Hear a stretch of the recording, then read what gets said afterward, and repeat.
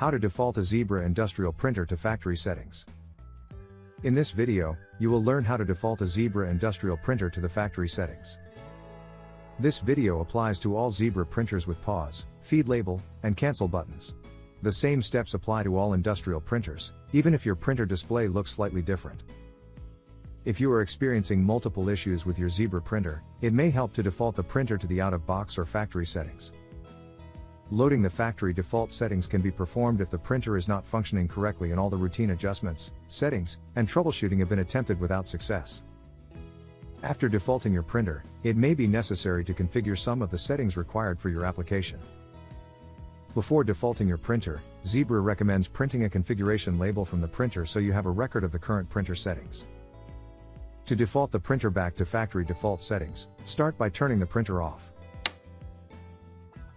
Press and hold the feed and pause buttons and turn the printer on.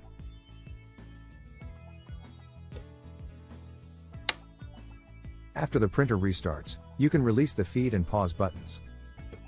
The printer is now defaulted to factory settings. There are other options for defaulting a printer. If there are still difficulties after defaulting the printer, contact Zebra support for further assistance.